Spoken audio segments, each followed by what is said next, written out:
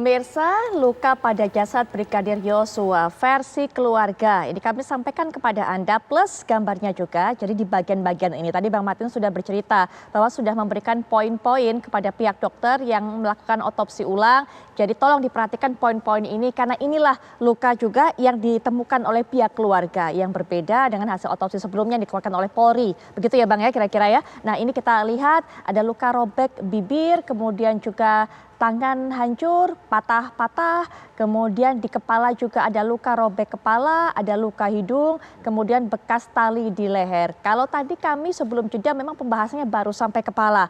Bang Martin menjelaskan bagaimana kepalanya retak, kalau pihak Bapak Kamarudin Simanjuntak sebagai kuasa hukum juga mengatakan sampai pecah ataupun juga retak menjadi 6 bagian. Kemudian juga ada luka tadi Bang Martin sudah membacakan secara detail lukanya seperti apa di bagian sisi dari kepala tersebut. Kemudian juga ada luka yang seperti dilem katanya yang dari belakang atau mungkin bekas tembakan dari belakang kepala, dan yang pasti juga yang menjadi hal yang aneh dipertanyakan kok bisa otaknya ini menjadi di bagian perut. Bang Martin mungkin ada yang mau ditambahkan melihat gambar-gambar ini? Ya, ada sedikit lagi tambahan ini ya. Terkait kaki ini juga penemuan ini karena otopsi kedua. Ya. Pertama kan kita itu kalau di kaki itu ada sebentar. Di bagian kaki. Baik, mungkin juga saya berikan informasi kepada pemirsa. Jadi yang dipegang data ini oleh Bang Martin dan yang dibaca ini adalah hasil tulisan laporan dari 2 perwakilan utusan keluarga dari 2 dokter ini yang ikut dalam otopsi. Dan sekali lagi kami garis bawahi, kami tegaskan sesuai dengan keterangan Bang Martin bahwa yang dituliskan oleh 2 dokter perwakilan keluarga ini adalah bukan dari pengamatan mata kepalanya, tapi adalah dari hasil ataupun juga apa yang disampaikan oleh dokter yang melakukan otopsi selama otopsi ulang ini berlangsung. Sehingga tadi sebelum jeda juga kami garis bawahi seharusnya data yang dimiliki oleh perwakilan dari keluarga Bang Martin, Brigadir J ini sama nanti hasilnya dengan perwakilan ataupun juga hasil catatan dari pihak yang melakukan ekshumasi. Silakan Bang. Ya, memang ini diamati juga, tapi tulisan yang ditulis dalam bukti yang sudah kami legalisasi ini adalah tulisan yang sama yang ditulis juga oleh dokter-dokter yang berwenang ataupun melakukan ekshumasi ataupun otopsi. Nah, ini tadi kan di kanan di kaki itu awal temuan kami itu ada di kaki kanan terdapat luka terbuka memancang berukuran 2, cm. Tidak dijahit, setelah dibuka ternyata tempat untuk memasukkan formalin. Dokter memeriksa untuk memastikan apakah benar-benar tempat untuk memasukkan formalin, dipastikan terdapat pembuluh darah yang terikat benang berwarna putih dan menyatakan bahwasanya ada bekas luka post-mortem. Nah, ini awal kita hanya concern di kanan, karena waktu keluarga yang berani ini melakukan pemeriksaan dan memfoto itu hanya melihat di kanan, ternyata pada saat di otopsi kedua ada juga di sebelah kiri. Nih, di sebelah kiri, tungkai kaki kiri, sisi luar terdapat luka bawah, kiri sisi luar di atas mata kaki, terdapat luka terbuka tepi rata, dasar tulang berwarna rencana PA jaringan, lipatan kaki kiri terdapat warna lebam, menghitam, terdapat resapan darah di bawah kulit. Dokter forensik mengambil sampel untuk dilakukan pengecekan di laboratorium. Jadi tidak bisa disimpulkan pada saat hari itu. Nah, ini salah satu temuan yang baru yang sebelumnya kami tidak lihat ya, ataupun tidak kami capture dalam bentuk suatu foto. Baik.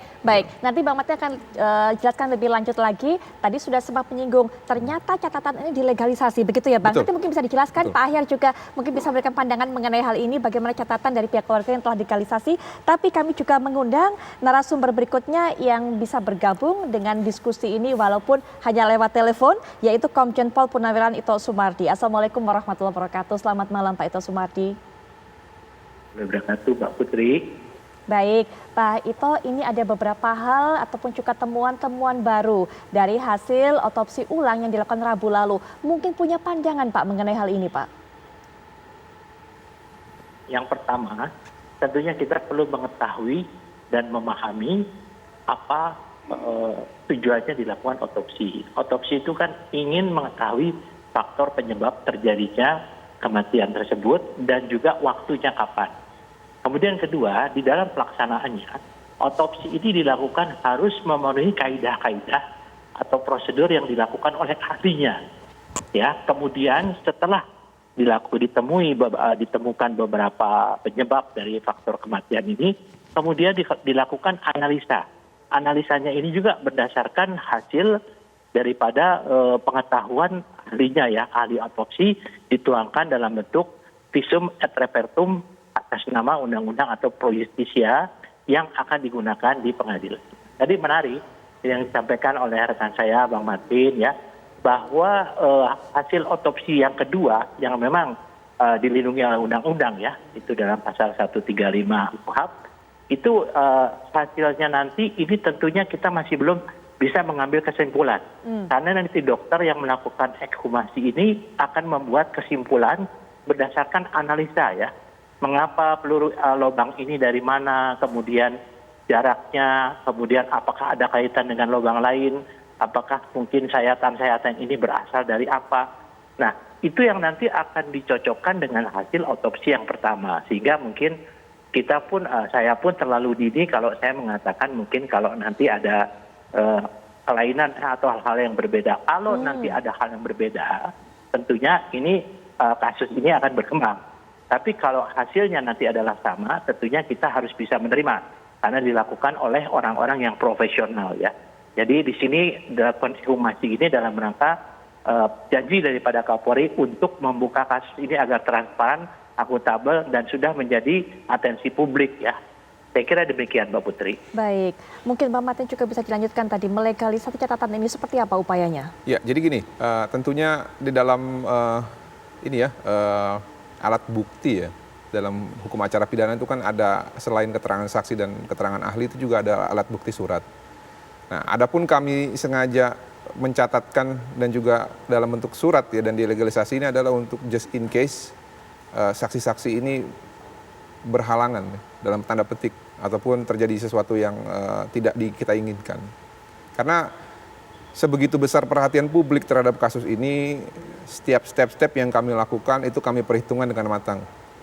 Jadi alat bukti surat ini ya memang sudah kami siapkan bukan hanya untuk pengadilan, tapi just in case hasilnya berbeda dari yang nanti disampaikan secara garis besar, kalau tidak sama pertimbangannya seperti yang dicatat, berarti kan ada pertanyaan.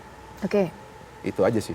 Baik, upaya legalisasinya pada saat itu bagaimana prosesnya? Ya kami bermain cepat, Mbak Putri ya. Jadi setelah kami mendengarkan dari kedua dokter ini di hari yang sama, karena kami dalam tanda petik upayakan jangan sampai ada intervensi dari pihak lain yang mempengaruhi dua dokter ini. Kami dengarkan dulu apa penemuan mereka secara lisan, lalu kami minta kepada dua dokter ini untuk segera membuat pernyataan di depan notaris dan disaksikan oleh dua saksi dan dilegalisasi ataupun dilegis. Baik, baik. Itulah yang menjadi dasar kami ya. Selain tadi isinya, yang isinya tentunya itu adalah catatan dari catatan dokter yang mengikuti proses otopsi. Baik, baik. Itu. Pak Ahyar, sudah dilegalisasi. Bagaimana ini memiliki kekuatan hukum, Pak?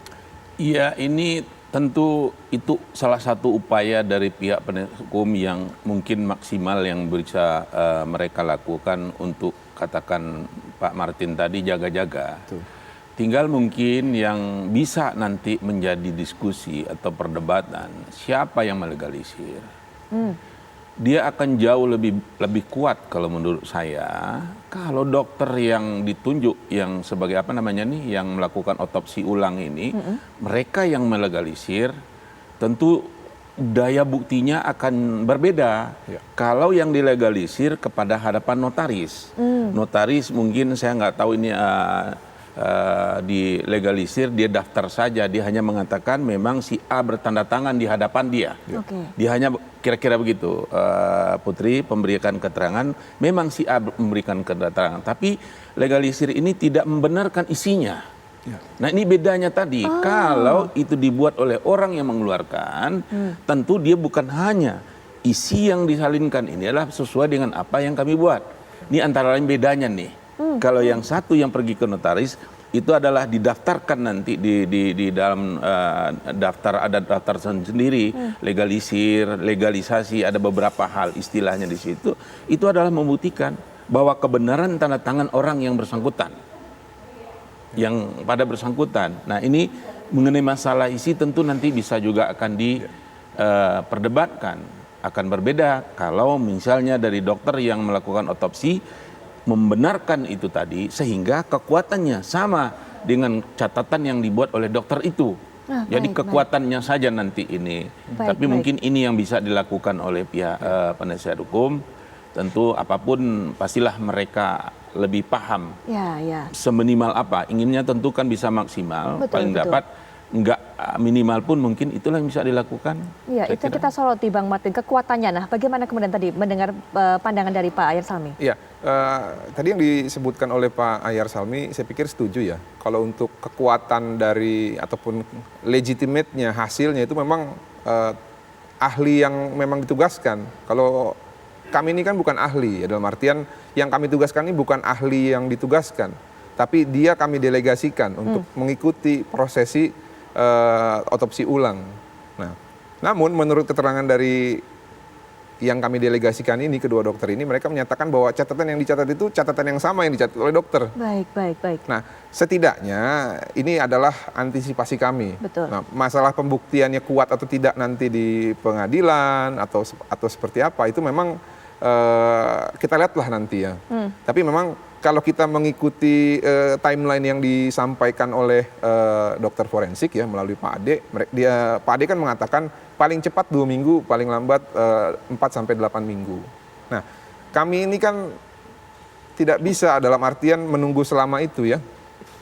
Kalau kita menunggu selama itu akan banyak hal-hal yang akan jadi lebih sumir. Nah, kami punya strategi sendiri dan kami juga punya perhatian dalam artian publik ini harus tahu. Nah, karena publik harus tahu, nah inisiatif dari abang kita, Abang Kamarudin, supaya kasus ini bisa dikawal oleh publik sesuai dengan perintah Pak Jokowi, ya usut transparan. Bahkan hari ini juga saya dengar Pak Jokowi berbicara lagi mengenai proses hukum dari almarhum Brigadir Joshua ini. Dia Pak Jokowi mengatakan bahwa output dari penegakan hukum ini akan berimplikasi terhadap citra Polri di mata masyarakat. Jadi penting harus diselesaikan.